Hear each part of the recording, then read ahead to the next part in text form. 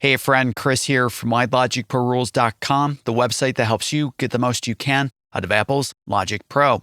Welcome to day 13 in our Newbie to Ninja series here on the channel and website. We're going to help you go from being a beginner in Logic Pro to becoming an expert, fully comfortable and capable to get right down to making awesome music in this amazing application.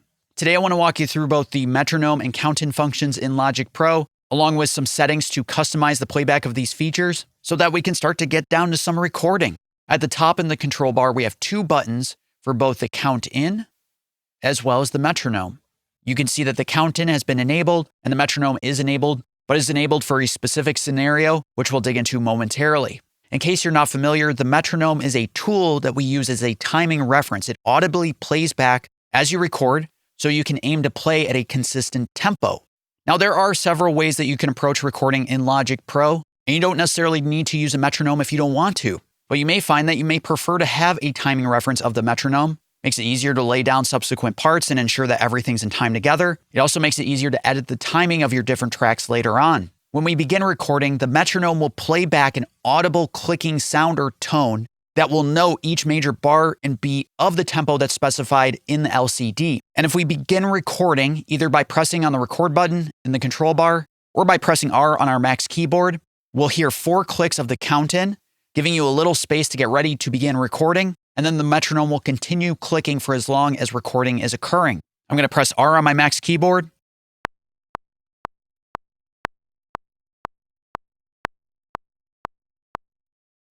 All right, so the playhead began before bar 1, giving us a 4-click count-in, and then from bar 1 on, recording commences, and the metronome just continues to click at a steady rate. And again, the rate of the metronome is dictated by the global project tempo. So if we move our mouse up to this value right here, we can either drag up or down on this number value to increase or decrease the tempo, or you can double-click on the value and then type in the exact value that you're thinking of. So let's type in 200 beats per minute. I'll return the playhead to the beginning of the project by pressing return on my Mac's keyboard. And let's press R again to begin recording to hear the metronome at this faster pace. As you can hear, the metronome has adapted. Let's double click on the tempo again, set it to 50 BPM, and let's hear the tempo at this rate.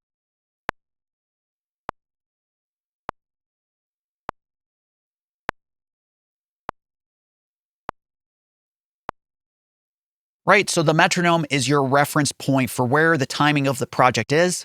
It helps you ensure that your recordings are at a consistent tempo, which makes it easier to lay down more and more parts afterwards because everyone is trying to stay at a consistent tempo.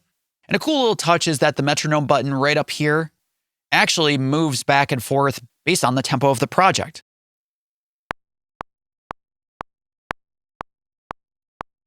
I'm going to get rid of these empty regions that we've created. I'm going to delete all of them. From here, you may want to be able to customize both the count-in and metronome in terms of its playback. And if you click and hold on the metronome button, you can see there are actually 4 different conditions at which the metronome will play back.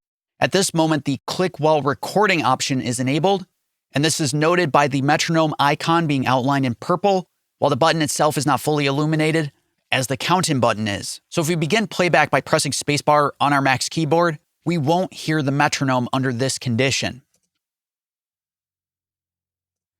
But when we press R to begin recording, we do hear the metronome. This way you can always be sure that you have a metronome when you want to record, but when you're just listening back to your project, you don't have to listen to the constant clicking. But sometimes you may find you want to be able to hear the metronome as you're listening back to your project, so you can hear how in time your performance was. If we click on the metronome button, the metronome will be audible during playback. Let's press spacebar. All right, so we heard the metronome as we listen back. And if we begin recording,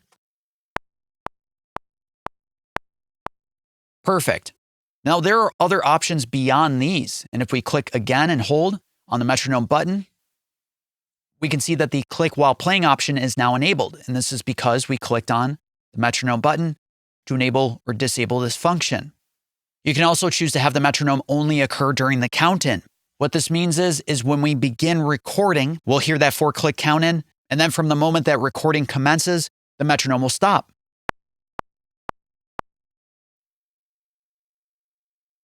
That might seem weird, but sometimes you just need a little bit of lead in to help you know where the recording is going to begin. And from there, you're good. You don't need the constant clicking of the metronome, as the other tracks in your project will help you stay in time.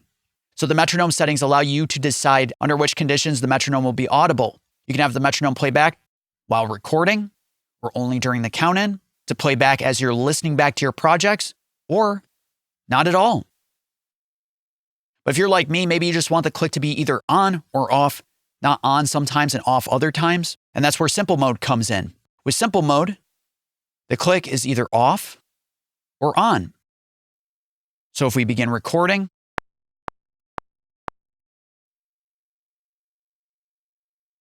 we get the click of the count-in, but nothing past the count-in. If we hit play to begin playback, we get no click. And if we enable the metronome and begin recording,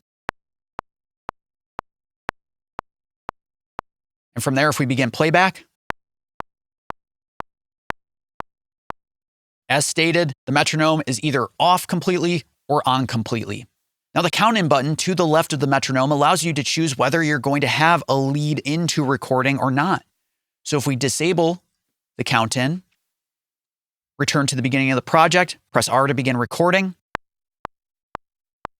With the count-in disabled, there is no lead into the recording. But also, if we click and hold on the count-in button, you can set anything from 1 to 6 bars and even time signature values. So if we set this to 2 bars, and if we start recording,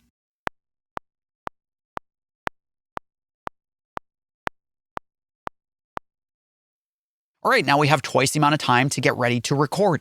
And if we once again click and hold, let's set this to maybe 6/4.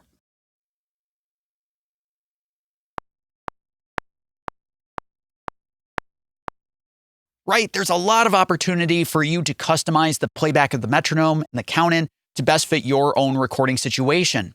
But perhaps you want to be able to customize even further, such as the tone or the volume of the metronome. Well, if we click and hold on the metronome button, we can go down to metronome settings, which opens a settings window, which you can also access by going to File, going down to Project Settings, and going to Metronome. In the top half of the metronome project settings, we have all the conditions that we were able to set with the metronome button, such as enabling or disabling simple mode. When simple mode is disabled, we can set these conditions for the metronome to play back while recording, or only during count-in, during playback, or not. In the bottom half of the metronome settings, you can now start to customize the tone of the metronome, even the specific note at which the metronome plays at each bar, beat, division, and group. You can adjust the volume of the metronome, and more. Right, so let's return the playhead to the beginning of the project, and let's set the metronome to simple mode, so we know by pressing on the metronome button that the metronome is on or it's off. You can also use key command K to enable or disable, as well as Shift K to enable or disable the count-in. And from here, let's just disable groups and beats, and let's take a listen to the metronome as it plays back on each major bar.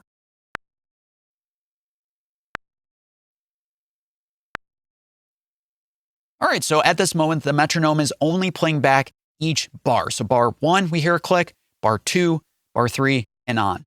We can set the note at which this metronome click plays back on each bar. So we can set it to a lower value to hear it at a much lower tone.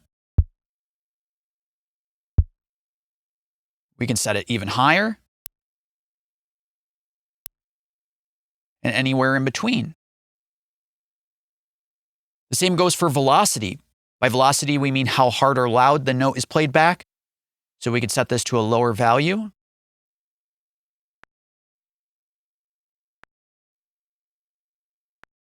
Pretty quiet.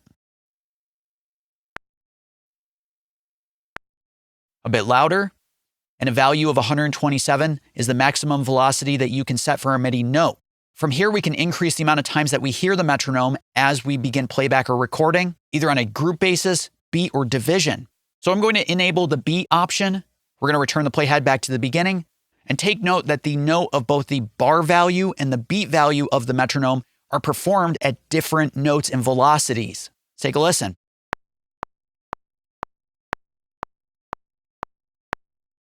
And you could set a different note for the beat or division or group to further differentiate if you need to.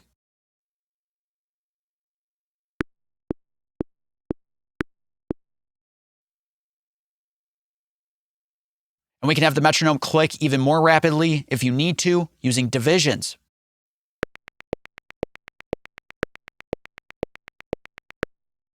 Again, with the ability to set a different note and velocity for the division values. Now, directly underneath, we can adjust the tone and the volume of the metronome globally. If we set the tone all the way to the left, the tone of the metronome will be much more muted.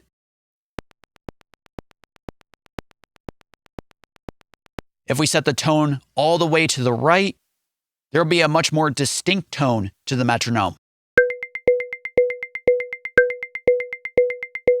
It all depends on your preference. I personally prefer the tone all the way to the right. I think it makes it easier to distinguish where the click is occurring. But if you're recording a vocalist or an acoustic guitar where the performer is going to be very close to the microphone that's capturing the sound of the instrument, you run more of a risk of the sound of the click escaping from the headphones and bleeding into the recording itself. So we should also consider the volume of the metronome, both for the performer and what's comfortable for them, but also taking into consideration the possibility of the metronome bleeding into any recordings. So let's adjust the volume of the metronome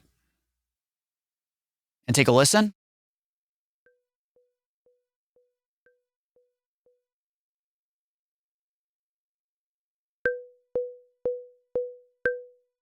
And even more so.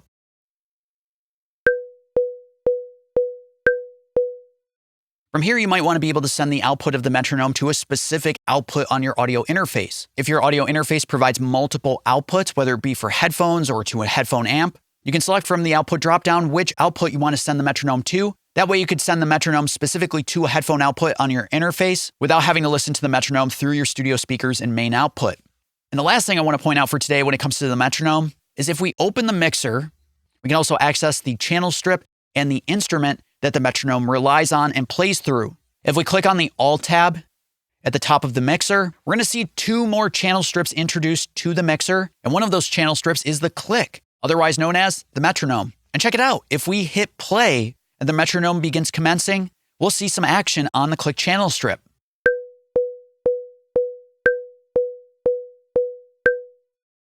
And that's because Logic Pro uses an included software instrument called the Klopfgeist to generate the metronome sound. So you could actually mute or adjust the volume of the click right from the mixer.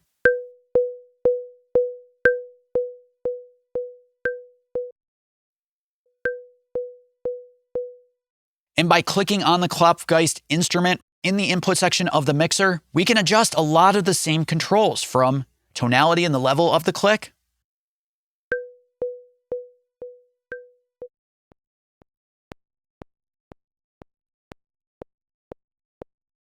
we can also determine if we want to play back with polyphonic mode or monophonic mode.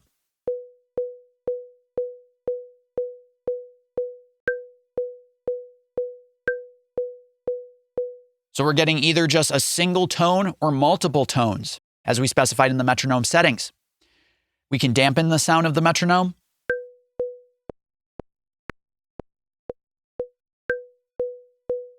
and detune in either direction.